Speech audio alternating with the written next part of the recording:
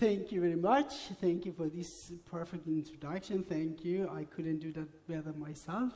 Ladies and gentlemen, it's an honor to be here and to share with you some of our views regarding future.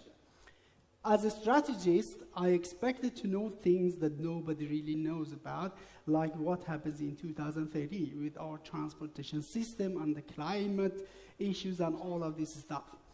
I can tell you that I have no idea, but I know what has happened and where we are heading to. So, I would like to start with this picture. I'm sure that many of you know about this picture. This is Carl Friedrich Benz, the one who is not looking at the camera. He invented the combustion engine in 1884. At that, he actually took the carriageway from the horses and put in a combustion engine and called it automobile. And it became a revolutionary thing in our history. The car was invented, the symbol of freedom for everyone. Before the car was invented, nobody actually could leave, very few of people in this planet could move more than 100 kilometers from their homes. So car became very important. Also, it was also a very important factor for all economic development in our history. But in the very same day, at the very same year, actually, the car was crashed. The Carl Friedrich Benz took it in a public show, and the car was crashed into a wall. From that particular moment, in 130 years, people have been working towards making car more safer, with active safety, passive safety. This is a summary of what has happened actually and what we have today, from very primitive kind of cars till today with very advanced driver assists. The car became so important that our economy was growing very fast, and we could also build our cities. We used the car as the norm to build our cities, and our cities became like this one. This is a picture from Stockholm. Very beautiful place. I love Stockholm. I live there. I love it at night. But when I want to use it, it looks like this in the morning. A lot of capacity, which is actually free in the system, but you cannot use it. Cars, they are taking a lot of space. They are standing in queues in I don't know how many meters, sometimes kilometers, and taking a lot of space, and so on. The thing is that it's very, very interesting to think about. We have so many of horsepowers in these cars, like going 200 kilometers per hour, but we cannot move even like horse did before at that speed in many hours. Today, in many places in this planet, people are traveling in more than 2 hours doing commuter. In many years, we could actually deal with this problem by building roads. This is a picture from Paris. They demolished lots of monuments, historical monuments in years to develop 137 kilometers of boulevards. And Paris became Paris, very beautiful. But we cannot build again. This is another picture. In emerging countries, you can still do it, but you cannot do it in well-established old cities, like Stockholm, like London, like Paris, like, I suppose, also Warsaw. If you want to do something, then you have to build very complex infrastructure, like tunnels, and it is very costly and very it takes so much time to do this. But in emerging cities, you can do it. What we have also created is a system which is very complex and killing a lot of people. Actually, 1.25 million people are dying in traffic every year. It's a significant number, you remember, just because if you put all the wars ongoing in this planet today, it won't kill 1.25 million.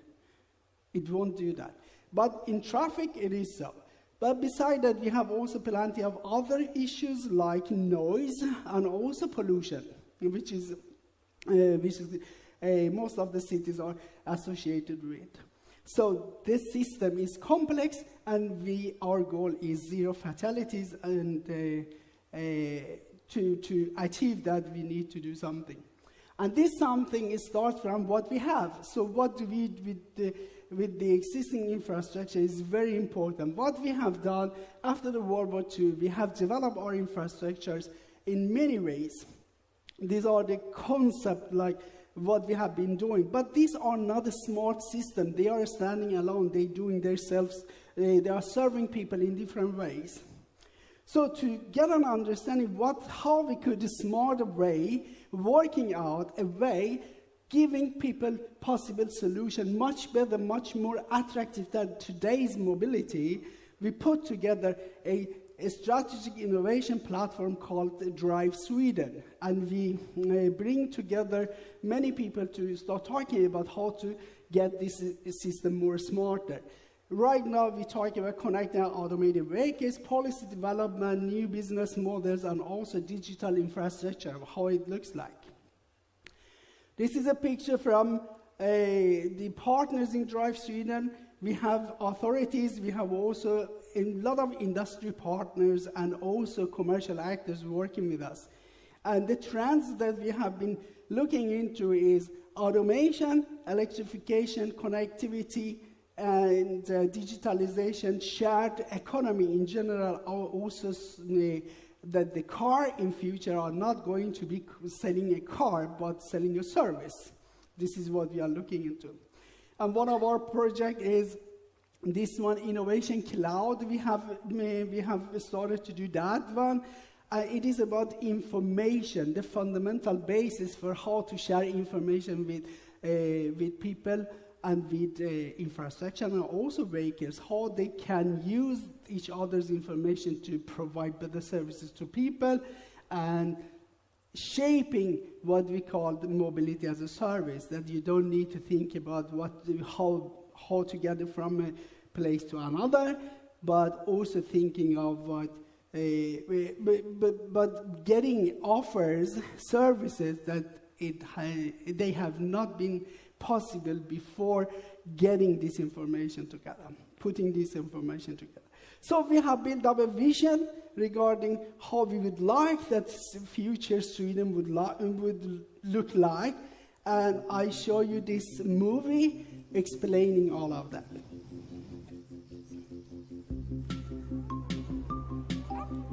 Our city has grown up pretty much like all the other cities, and it constantly changes. We become more people, the city grows, we build houses, more roads and parking lots, more vehicles. But human beings also need space.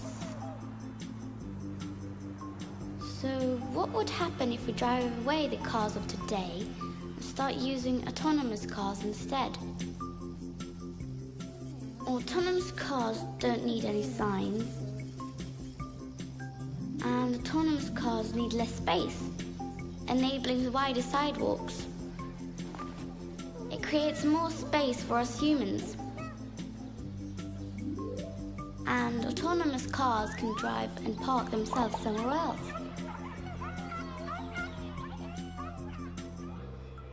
Look at this commuter station. You will be picked up as soon as you leave the train, because autonomous cars know when you arrive.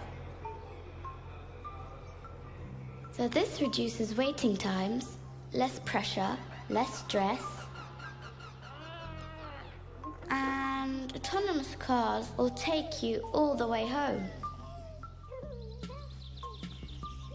Look at the front of the shopping mall. It's just a lot of parking lots. We would not need all of them anymore. We could do something funny. It could be a park instead, with an outdoor swimming pool and a cinema. This is a place to live in. So with autonomous cars, more space is created around the needs of people. Cities become nicer and more beautiful. Streets become safer, travel smoother, less noisy, more space for life. well, it will be better. Thank you very much. This was my presentation, and I believe that together we can make it happen. We can recreate the qualities that we missed today in our cities. Have a good day.